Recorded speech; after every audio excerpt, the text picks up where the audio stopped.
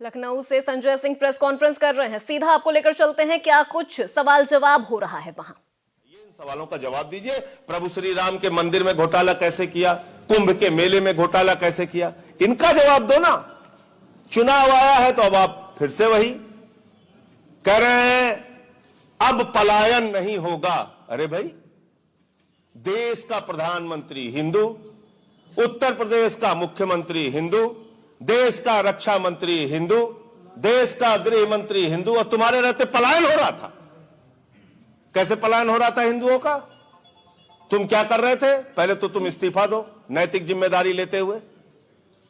तो इसलिए जो बात आपने कही, इस चुनाव को दूषित करने का और गंदगी फैलाने का काम भारतीय जनता पार्टी कर रही है। उसको चुनाव आयोग को रोकना चाहिए। और मुझे लगता है कि इस बात का संज्ञान लेते हुए जो लोग ऐसी फालतू की बातें कर रहे हैं, इन पे मुकदमा करके इनको जेल में डालिए। पलायन हो रहा है 5 साल तक, तब कुंभकर्ण की नींद सोओगे सब लोग, और जब चुनाव आएगा तब तुम्हें पलायन याद आ रहा है। हिंदुओं का भला कर रहे हो आप। वो जो बच्चे जो सड़क पे पीटे जाते हैं वो हिंदू नहीं है। वो हाथरस की गरीब बेटी जो रात में 2 बजे जला दी गई वो हिंदू नहीं है। वो 1 साल तक जो किसान सड़कों पर बैठे रहे वो हिंदू नहीं। वो जो कोरोना में नदी के घाट पे हजारों लाशें सड़ी हुई मिली वो हिंदू नहीं थे क्या? महंगाई से जो मार झेल रहे हैं वो हिंदू नहीं है। हिंदुओं का सबसे ज्यादा नुकसान किसी ने किया तो भारतीय जनता पार्टी ने। इसलिए मतलब मैं तो इन लोगों की भाषा और इनका चुनाव प्रचार देख के मुझे तो ऐसा लगता है कि इनका न लोकतंत्र में यकीन है, न संविधान में यकीन है। ये सिर्फ नफरत और दंगे में यकीन रखने वाले लोग हैं। इनसे उत्तर प्रदेश की जनता को सावधान हो जाना चाहिए, वरना 5 साल इन्होंने उत्तर प्रदेश को दुश्वारियों में, मुसीबतों में, तकलीफों में रखा है, आगे भी ऐसे ही रखेंगे। आपको नहीं लगता कि विपक्ष बटा हुआ इसका लाभ भाजपा उठा लेगी? बिल्कुल नहीं लगता। आप मुझे बताइए कि क्या भारतीय जनता पार्टी का मतदाता इतना मूर्ख है कि वो बार बार पिटने के बावजूद बीजेपी को ही वोट देगा? ऐसी धारणा हम अपने मन में क्यों रखते हैं? महंगाई से जो पीड़ित बीजेपी का वोटर है वो भी आम आदमी पार्टी को वोट करेगा। भ्रष्टाचार से पीड़ित जो बीजेपी का वोटर है, गुंडागर्दी से पीड़ित जो बीजेपी का वोटर है, बेरोजगारी से पीड़ित जो बीजेपी का वोटर है, जो इन समस्याओं को रोजमर्रा की जिंदगी में झेल रहा है, वो इनके खिलाफ वोट करेगा। ये जो धारणा बना ली गई है कि बीजेपी का वोट बैंक तो बिल्कुल इंटैक्ट है, बाकी विपक्ष का वोट बटेगा, ये बिल्कुल ठीक नहीं है। और खासतौर से आम आदमी पार्टी का तो रिकॉर्ड ये है, हम जहां लड़ते हैं बीजेपी हारती है।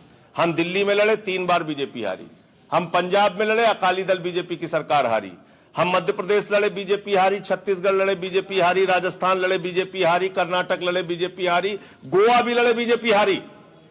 जोड़ तोड़ करके उन्होंने सरकार बना ली। उत्तर प्रदेश भी लड़ रहे हैं, बीजेपी हारेगी। धन्यवाद।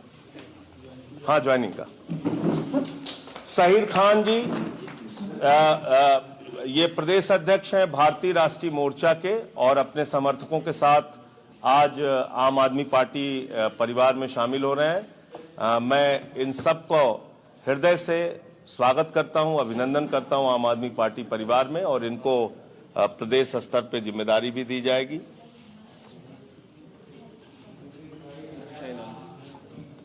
हमारे शुरुआत से, बहुत ही शुरुआत से, जब आम आदमी पार्टी का सहयोग करने वाले कुछ चुनिंदा लोग थे, बहुत ही गिने चुने लोग थे, उस टाइम में एक ऐसा परिवार जो हमारे साथ खड़ा हुआ, उनके बीच से दुर्फिशा इनाम जी, जो उर्दू में पीएचडी हैं, हिस्ट्री में पीएचडी हैं, और 7 नॉवेल की लेखिका है, 7 उपन्यास ये लिख चुकी हैं। आज आम आदमी पार्टी परिवार में शामिल हो रही हैं। मैं उनका हृदय की गहराइयों से स्वागत करता हूं, अभिनंदन करता हूं, और मैं उम्मीद करता हूं कि आम आदमी पार्टी परिवार को आप लोगों के आने से मजबूती मिलेगी।